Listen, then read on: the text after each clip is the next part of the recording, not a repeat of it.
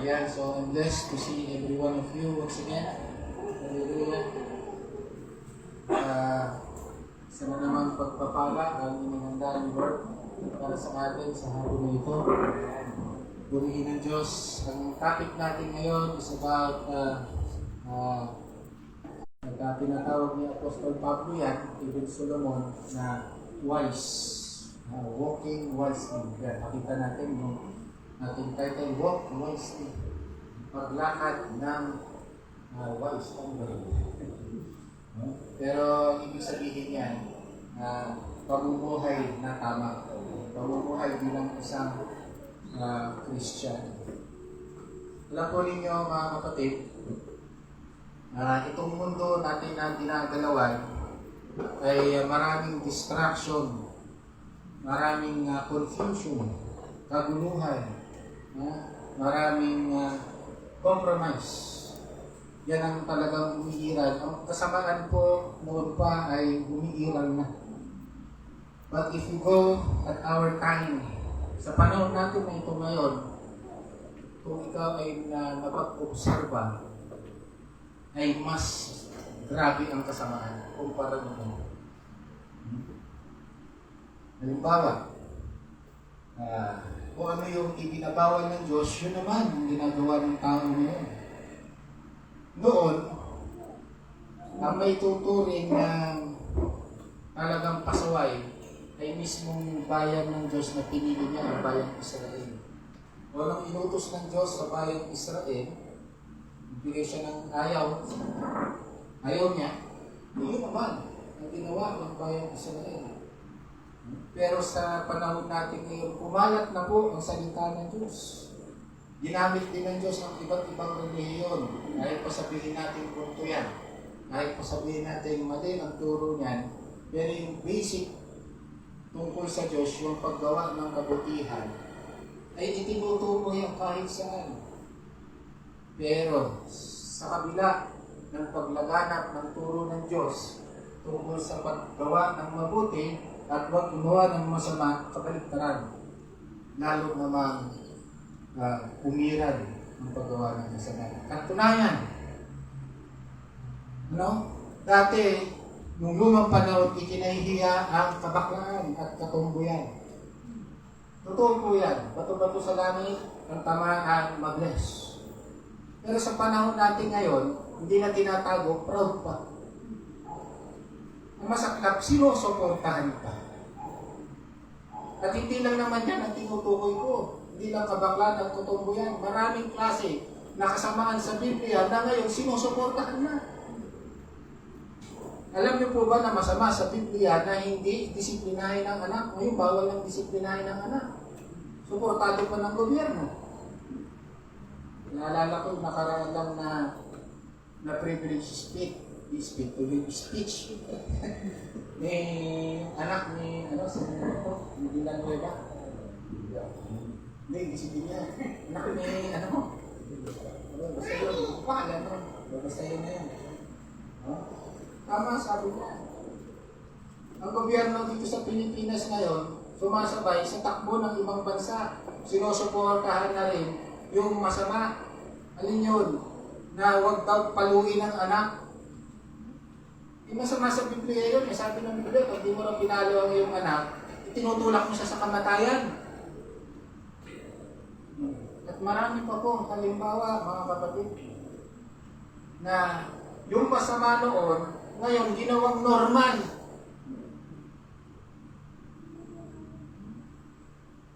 Ang sabi ni Solomon dyan, ang tawag niya dyan, mga unwise. Kasi sa Biblia, pag sinabing wise, ito yung nakakaunawa sa salita ng Diyos at ito yung kanyang ipinapamuhay o isinasabuhay. So, in general, unwise yung mga ganun po. Mga kung saan gawang masama ay ginagawa pang mabuti. Isaiah chapter 5 verse 20 ang sabi diyan, bago ko ituloy, by the way, hindi na po nakapagtataka.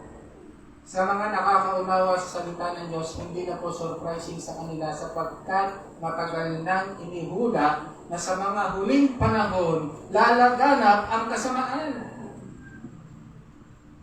Sabi sa Isaiah 5:20, sumpain ang tao na pinalalabas na yung masama ay mabuti. Tapos yung mabuti naman ay gagawin masama. Sumpain daw ang tao yun. Inulit yan ni Apostol Pablo sa 1 Timothy chapter 3 verse 1. Basahin nga natin sa ang 1 Timothy chapter 3 verse 1. Sabi rito ni Apostol Pablo na kung saan ay sa mga huling araw daw, ito ang sabi niya. 1 Timothy chapter 4 verse 1. Maliwanag ang sinasabi ng Espiritu na sa mga huling panahon, iiwan ng ilan ang pananampalataya, susundin nila ang mga mandarayang espiritu at ang mga turo ng demonyo. Sabi sa huling panahon, kapatid, nasa huling panahon na po tayo. Konting iri na lang, konting tiis ka lang mga kapatid kong Kristiyano na namumuhay na matalino alang-alang sa pangalan ni Kristo. Konting panahon na lang, matatapos na ang misyon natin. At papalad ka na lumalakad na matalino. Tatanggapin mo ang ipinangakong gantimpala ng Diyos. Sino ba ang matatalino? Ang tanong. Lahat ng tumatawag, kumikilala at isinasabuhay ang turo ni Kristo. Tayo po yun, mga kapatid. Nasa mga huling panahon na tayo. At dito, ipinapanawagan ni Apostol Pablo ang kanyang pakiusap. Lumakad tayo ng matatalino sapagkat tayo yung mga sa huling panahon na. Pero may tanong ako na nais kong sagutin po ninyo sa inyong mga sarili. Kumusta ang pamumuhay mo bilang Kristiyano? Malalaman natin mamaya, kabilang ko ba? Sa matalino? O nandoon ka? Sa kabila? Ang tinatawag ng Biblia na mangmang. Bago natin tuloy pag-usapan yan, may ask everyone to please stand up as we honor and welcome to the word of our Lord. So this is the word of our Lord through Apostle Paul, which is written in Ephesians chapter 5, beginning from verse 15 to verse 17. And this is His precious words. Kaya ingatan ninyo kung paano kayo namumuhay. Mamuhay kayong tulad ng matatalino at di tulad ng mga mangmang. Sapagkat masama ang takbo ng panahon. Samantalahin ninyo ang bawat pagkakataon na kayo'y makagawa ng mabuti. Huwag kayong mga hangal. Unawain ninyo kung ano ang kalooban ng Panginoon. Father God in heaven, thank you so much that you have loved us so much. That you want us to be guided. You want us to be instructed. And you even make clear ang iyong mga salita, Panginoon, sa pamamagitan ng iyong Espiritu Santo, ay kaya po namin unawain ang iyong kalooban, Panginoon. Purihin ka, O Diyos. With the grace, O Lord, we are able to walk wisely as you have intended, O Lord. Panginoon, sa hapon na ito, banal na Espiritu, mamusap ka nga sa iyong mga hiniram sa hapon na ito. Because as a wise believer, O Lord, gusto namin, Panginoon, kahit yung huling oras po natin, O Diyos, ay mapangaralan ka po namin. And also, Lord, protect us against the lies of Satan, because only the truth in your words can set us free. Prepare our hearts as we receive your message. This message is a pastoral message. It is an instructive, it is a guidance message. We love your guidance, O Lord. Thank you so much. And this we pray in Jesus' name. Amen. obviously this was written by Apostle Paul and addressing the Ephesians believers. Sino ba ang Ephesians believers prior to their conversion? By the way, their story, you can read it in Acts chapter 19 hanggang Acts chapter 20, kung paano na-encounter at inumpisahan ni Apostol Pablo ang church dito sa Ephesians. The Ephesians, prior to their conversions, they were pagan people, pagan worshippers, idolatrous. Actually, they love witchcraft. Pag sinabing witchcraft, nandiyan na yung mga nanguhula, mga espiritista, voodoos, mga ganyan. Enchantment, at kung ano-anong maraming mga ginagawa na siya naman ibinabawal actually ng Diyos. So yan ang mga pamumuhay ng Ephesians. But may mga ilang tao doon na were converted into Christianity. At nung na-convert sila sa Christianity, by the way, itong Church Ephesians, isa siya sa mga mas matured Christians compared to other churches. Unlike the Corinthian Church, as traditionally accepted that the Corinthian Church, they are the most gifted church, but they are the most problematic church because the Corinthian Church, most of them are baby Christians. Away ng away. So, baby Christian ang mga nasa Church of Corinth. But in Church in Ephesus, they are matured Christians, by the way. Because if you notice, dito natin makikita yung teaching ng mga advanced teaching like Doctrine of Election, Ephesians chapter 1, verse 1 and verse 11, na kung saan sinasabi diyan, bago pa ang paglalang ng sanglibutan, ako ay pinili na ng Diyos para sa gawain ito. And even it talks about the mysteries of God. So, mas matured Christian in Church in Corinth, in 1 Corinthians chapter 3, di ba? Pag inyong babasahin, sabi ni Apostol Pablo, tinuturuan ko kayo bilang mga parang bata, parang mga sanggol, sapagkat hindi nyo pa kayang tanggapin ang mga mabibigat na aral. So, the church in Ephesians, they are matured Christians. But notice, kahit matured Christian na ang nasa church in Ephesians, ang guidance ni Pablo sa kanila ay Christian living. Why? Because may epekto.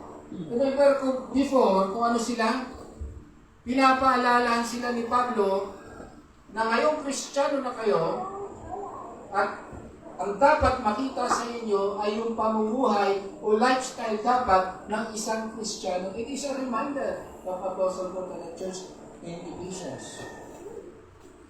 So sinulat ito ni Apostle Pablo during his first imprisonment in Rome around AD 60. Under house arrest pa si Apostle Pablo dyan. So, ang pinakatema ay upang ituro sa kanila na mamuhay na matalino. Ang ibig sabihin ni Pablo, Christian din. Okay? Kaya sabi niya sa ating binasa, kaya ingatan ninyo kung paano kayong mamuhay kayong tulad ng matatalino. So may pag-iingat ka. So tignan natin ngayon yung mga binibigyan din ni Apostol Pablo about wise living or Christian living. So unang-una, sabi ni Pablo, may sinabi siyang pag-iingat. Ingatan ninyo kung paano kayong mamuhay. Tanong nito sa ating mga kapatid. Since we label ourselves as Christ follower, iniingatan po ba natin ang ating sarili upang makita po sa ating pamumuhay ang pagiging Christian? So that is the first question to us. How is our lifestyle as a Christian? Pag sinabing Kristiyano po, dapat unang-unang makikita sa iyo, sabi nga nila, Christ-like character. At yung Christ-like character na yan, ang layunin niyan is for good works. So, kumusta? Mayaman ka ba sa mabuting gawa bilang Kristiyano kapatid? O recent lamang may ginawa kang kalokohan. Kumusta? Kumusta ka kapatid? Aktibo ka ba sa paggawa ng kabutihan? Generally speaking, alam po natin kung anong ibig sabihin ng gawang mabuti. Alam na natin yun. Especially Kristiyano po tayo. Sabi nga ni Yesu Cristo, kapag nasa iyo na ang Espiritu Santo, actually, hindi ka na kailangan turuan ng mabuting gawa. Bakit? Nasa iyo na ang Espiritu. Hindi na kailangan kalabitin ka ng kapitbahay mo, ito ang mabuting gawa. Hindi na pwedeng tanongin mo si Pastor, Pastor, ano ba ang mabuting gawa? Alam mo yun. Bakit? Nasa iyo na po ang Espiritu Santo na siyang nagtuturo sa atin ng mabuting gawa. Tama po ba? Pero kumusta? Puno ba ng kabutihang gawa ang iyong buhay? Ilagay natin simple sa pagsisimba. Ang pagsisimba ay gawang mabuti. Tama po ba? Eh kung may kumontra dyan, ewan ko na lang ang Espiritu na sa iyo. Isa lang ang alam kong Espiritu na sasabihin ng pagsisimba masama. Pero pag nasa Diyos ka, sigurado ko ang Espiritu niya na nasa iyo, sasabihin niya, mabuti ang magsimba. Sabi mo, Kristiyano ka, sa isang buwan, ilang beses ka magsimba? Lilinawin ko lang. Pwedeng hindi ka magsimba kung may emergency talaga. In Luke chapter 12 verse 12, nililaw na Jesus yan. Merong mga magsisimba ron, araw ng pagsamba. No? Pero ba't hindi sila natuloy magsimba? Kasi may emergency. May kailangang tulungan nung sila'y dadaan. Hindi nila nilagpasan yung kailangan tulungan nila yung tao yun. Hindi tinuturo ng Biblia maging hipokritong religyoso tayo. No? Pero kung walang emergency, kumusta? Nagsisimba ka ba? O kailangan pantawagin ka? Alam mo sabi ng iba, kaya ko aagbit kayo doon. Ang tunay ng Kristiyano doon, hindi na iniibitang magsimba. Kaya kayo doon? Ang totoong Kristiyano ka, hindi ka na tinatawag. Eh, Kristiyano ka eh. Alam mo dapat? No? Ang masaklap, inimbitahan ka, ayaw mo ba? Ay, hindi ko na alam yan. Ha? Pero, sabi ni Jesus, makikilala niyo sila sa kanilang buhay. Okay pa yung sa isang buwan, isang beses kang magsimba. Lalo kung may dahilan ka dahil trabaho. Acceptable yun. Yung problema, kahit na walang dahilan, hindi ka nagsisimba. Kasi malamig ang panahon. Kasi parang uulan. Tignan, parang pa lang hindi pa uulan. Eh baka traffic, baka lang bumapasok. Diba? May kasabihan ng ayaw, maraming dahilan. Ang gusto, marami ring dahilan. Wala. Wala kayo kasi yes yun naman po yun eh. Buti pala nagpapatawa ko kasi baka sabihin mo masyadong seryoso si Pastor. Galit yata si Pastor eh. Sermon lang po ito. Ha? Okay. So, going back. Next. Sabi rito, walk wisely. Tandaan na you are using your life wisely ay being involved in ministry. Ito pa po ang matindi. Ilang taon ka na sa church? Gano'n ka nakatagal sa church? Ha? Pero kahit isang ministry, hindi ka pa rin nakasama. Yun ang malupit. Tumanda na sa church, kuya. Ha? Kahit isang ministry, hindi na-involve. Tandaan natin ang sabi ni Jesus, kung nasaan ako, nandoon din ang aking mga alagad. At ang sabi ni Jesus, ang mission niya, alam mo saan busy si Jesus Christ? Sa gawain ng Diyos. Tandaan po natin, you want to invest spiritual investment? involved in ministry. That is the only way to invest in heaven. Involve yourself in ministry. Kung gusto mo may ipon ka, pagdating mo sa langit, magpagamit ka sa Diyos. Simple logic, mga kapatid. Tama po ba? Di ba sino ang sinusweldohan? Sino? Yung nagtatrabaho. Aasa ka ba na mayroong kang investment sa langit? Hindi ka naman na-involve sa ministry. By the way, malawak ang ministry. Malawak.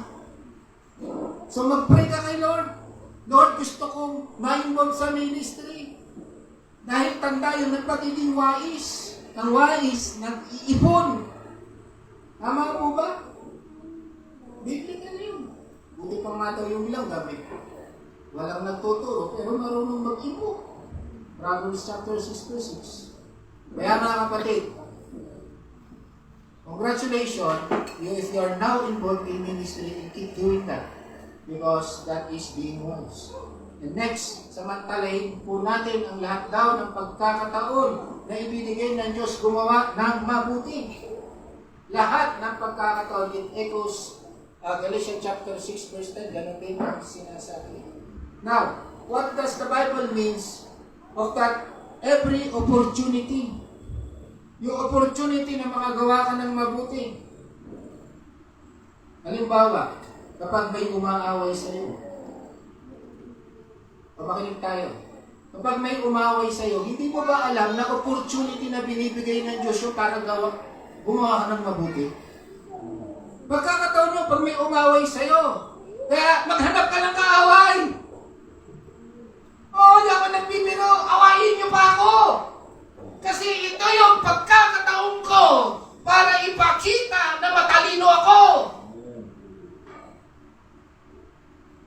Dahil ang matalinong Kristiyano, pag inaway, anong sabi ng Biblia? Ipinapanalangin niya yung umaaway sa kanya.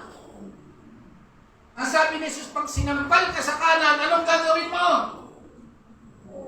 Sampalin mo rin siya. Ganun ba, Turo? Sabi, bibigyan mo ba yung kaliwa? Sinaktan ka. Saktan mo pa ako.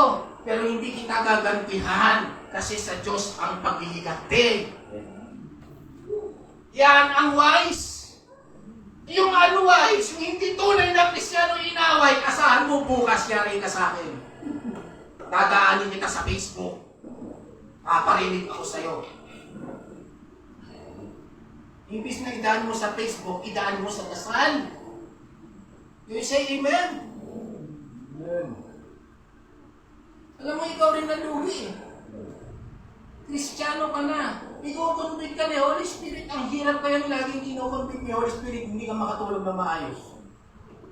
Gusto mo mag-serve kay Lord, nahihirapan ka. Pero, kung susundin mo ang kalooban ng Diyos, gaya ng sabi ko, mas nagamit-gamit ka ng Panginoon. Amen.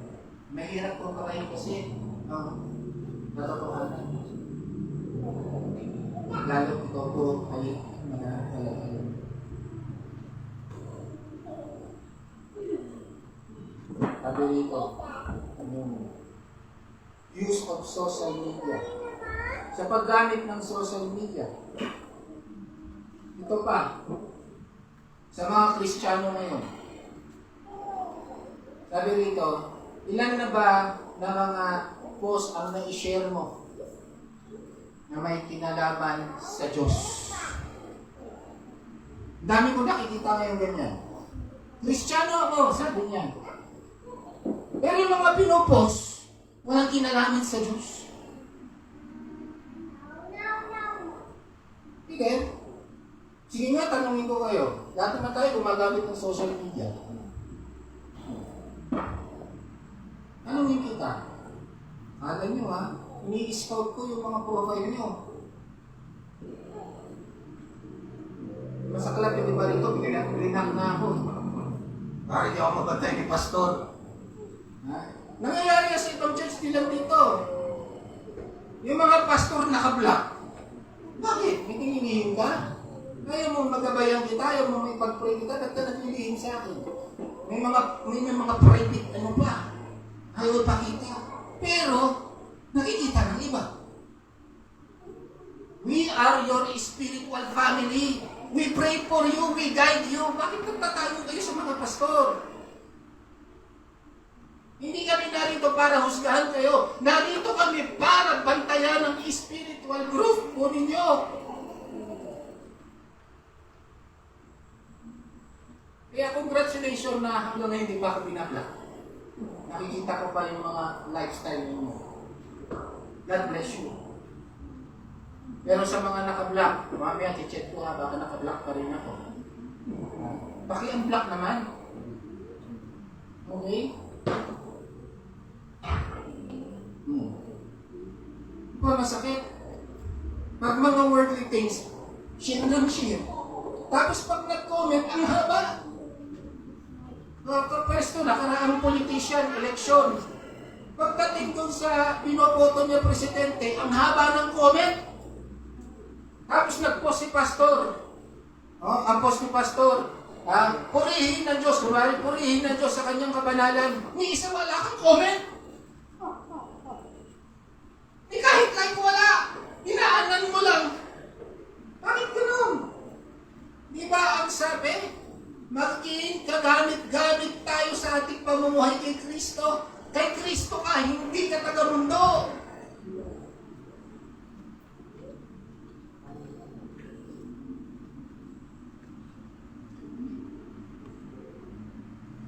Kaya sana naman, paalala ko sa atin. Kasi itong takbo ng mundo natin yan technology. Iayos natin ang pamumuhay po natin bilang isang Christian na matawag tayo ng Biblia na namumuhay na matalino.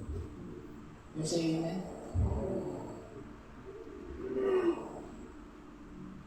So, ito pa ang dapat iwasan natin mga kapatid. Yung tinatawag na laziness, complacent, at of course yung simple lifestyle. Spiritual laziness will manifest in physical laziness. Alam mo, spiritually pagtamad ka, hindi sabihin, magtamad masal, mag-meditate ng salita ng Diyos, magiging epekto yan, later on, tamad ka na rin, literally. Ito yan. Kaya paalala sa atin, maging masipag din tayo. Ang isang matalino, laging nananalangin.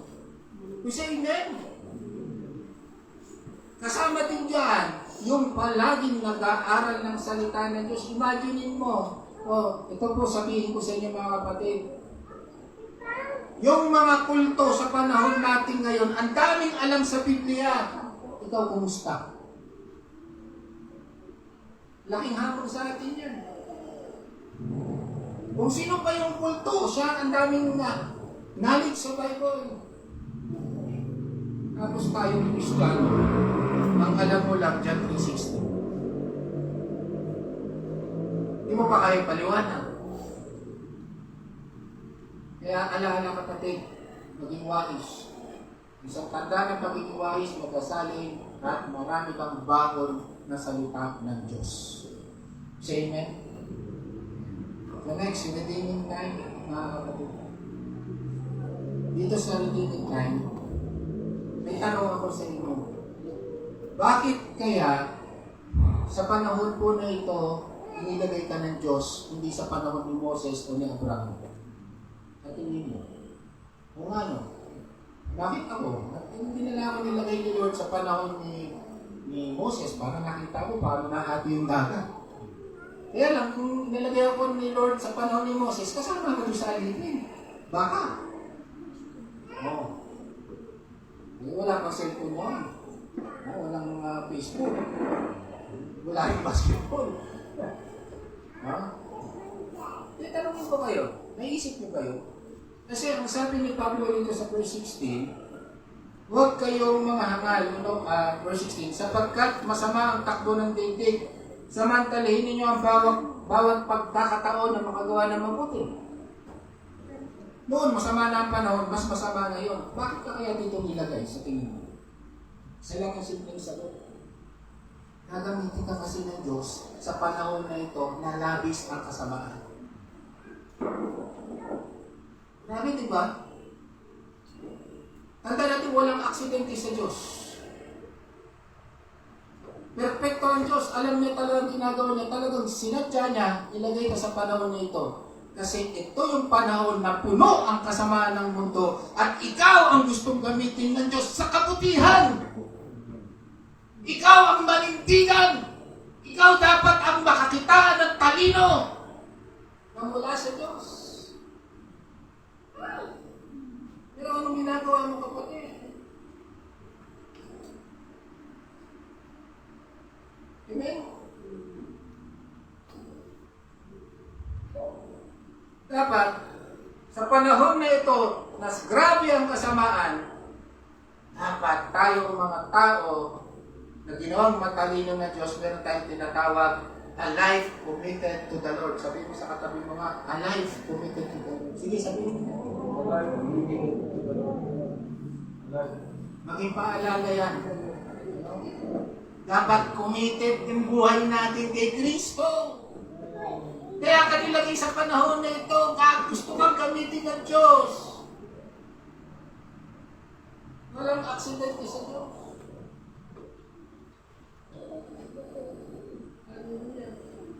Maging channel of blessing. Kasama dyan yung blessing, yung wisdom, yung good works. Maging kalakasan ka ng kapwa Kristiyano. Hindi yung ikaw pa nagiging dahilan ng paghila ng kapatid mo. Bilang Kristiyano, dapat tayo nagpapalakasan, mga kapatid, pero bakit tayo ang nagsisiraan? Imbis na ganahan yung kapatid mo sa ministry dahil sa'yo nawawalan ng gana. Dapat tayo nagsusuportahan. Nakaalala niyo nakaraang preaching? Itigil na ang samahan ng loob, magkasundo na kayo, alam-alam kay Kristo. Kasi hindi na magiging matalino hanggat baon mo yung samahan ng loob. Ano ba sabi ko sa iyo na sinasabi ng Biblia? The higher the emotions, the lower is your intelligence. Kaya huwag mo ipairalin ng emosyon. Amen? Mag-iingat tayo dyan. Sabi nila, emosyon na yan. Huwag mo mamalitin yan. Ang dami ng pinapaksak ng emosyon. Salib, gamitin mo ang emosyon mo para sa ikaralan. Alam mo, mabuti pa, yung emosyon na naiyak ka ng iyak sa Diyos, okay yun. Tawa ka ng tawa pagdating sa Panginoon. Pero yung may klaseng emosyon na dapat mong bantayan. Yung emosyon na sisirain ang karakter mo. Amen? Hindi masama ang emosyon. Ang emosyon nakakatulong. Masarap umiyak. Masarap magalit. Pero gamitin mo sa tama. Kasi amen? Si Jesus nagagalit eh. Pero sa tama.